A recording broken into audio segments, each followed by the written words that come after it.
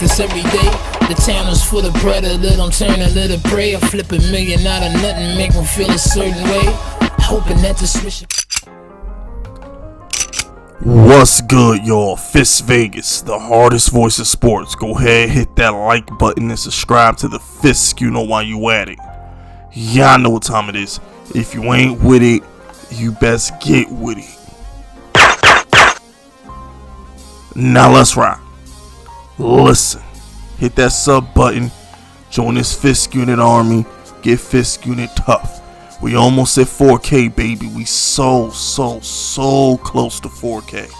Hit that sub button. Hit the bell button so you know when I'm uploading. And let's get it rocking. Now, Fat Boy came out with a statement. Or should I say an interview. Fat Boy being Kelvin Benjamin. Came out with some harsh words for Joe Judge. Seeing as he got cut earlier this afternoon. Now, none of us actually knew why the Fat Boy got cut. We didn't know. Now there was this meme going around Twitter that he got cut for stealing food out the cafeteria. And listen, had that been true, I promise you that video would have been legendary. But instead, the truth is he got cut because he was 17 pounds overweight. So Jordan Rannon and Zach Rosenblatt, hope I'm saying his name right. So Giants beat writer Zach Rosenblatt, who I'm actually getting ready to follow. I didn't know who he was until the story broke. Let me read you some of the quotes. He spoke with Kelvin Benjamin to get his side of the story of what happened. Kelvin Benjamin said everything's a hoax. He says, and I quote, Kelvin Benjamin says, "I have a perspective on Joe Judge. He's not a coach that can ever win a Super Bowl because he sits there and cusses all day. You could tell he's one-sided about everything. He's a know-it-all. That's not how it's supposed to work." Excuse me? Alright, listen, Fat Boy. That's all I need to hear. That's the only quote that needs to be quoted from the Fat Boy. Listen, Fat Boy, I had a bone to pick with you since you threw Cam under the bus a couple years ago. You see, down here in Carolina, we knew Cam made you. This man Cam Newton let you drive his trucks, let you wear his jewelry, kept you living comfortable, made you go to a Pro Bowl, and you ripped Cam Newton because you failed in Carolina. You blamed all your shortcomings in Carolina on Cam Newton. That's what you did.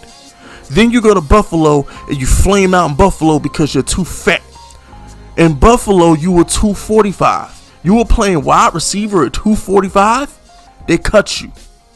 Then you come to New York. And first of all, Joe Judge never wanted you here. So if you're saying Joe Judge did everything to sabotage you, I'm sorry, but he said, "I'm just going to fine you." Joe Judge's intention was to fine you. You the one who got an attitude and got the hell up out of here. You ain't learned from the offensive line coach last year. You don't give Joe Judge attitude. He ain't gonna take that shit. Who was the offensive line coach that got fired? Mark Colombo, I think his name was. Got fired last year for talking tough to Joe Judge. We ain't gonna have that. At the end of the day, I don't know what's dumber. Can somebody in the chat tell me what you find more dumber? The fact that he admitted that he was 17 pounds overweight, or the fact that he ripped Joe Judge instead of keeping his head down trying to get on another team? What's worse? I don't know what's stupider. Him admitting publicly that I was 17 pounds overweight and I'm mad I got cut. You just ripped one of the best young up-and-coming coaches, respected by all the coaches. Sean McVay respects him. Mike Tomlin respects him. The whole Belichick tree respects him. That's like 6 head coaches right there. So that's like 6 jobs you can't get because your stupid ass came out and ripped Joe Judge. Or the fact that you just admitted that you were 17 pounds overweight. Joe Judge told you in May. Joe Judge told you 2 months ago, you need to drop down to 251. You were 265. How you show up 3 pounds heavier than you were when he told you to cut weight? And you mad that he cut you? Man, get the hell out of my face with this bullshit. We ain't got time, bro. We ain't got time. Come on, man. Like, you can't make this up. You can't make this up. I'm gonna tell y'all a true story. When I worked at the Trump International in Sunny Isles, down here in Miami, in Sunny Isles, I worked at the Trump International. I was a beach attendant, pool/beach attendant, whatever. We had a coworker. I'm not gonna say, I don't even remember his name. Jose, Juan, one of those Spanish names. You know what I'm saying? He was my boy. Shout out to him. We partied a lot, but he kept coming to work without his name tag, right? And one day my boss got tired of it. You know what I'm saying? And my boss said, this is your first and last warning. If you show up with your name tag again, you're fired. And he had already came from a temp agency. See, I was lucky enough, I got hired through the hotel, so I got gratuity in my check. I was actually hired by the hotel.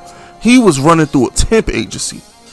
So he's already on short notice, kind of like Kelvin Benjamin was only there as a favor to Dave Gettleman. Yeah, so this coworker of mine was running through a temp agency. So about a week later, he shows up without his name tag.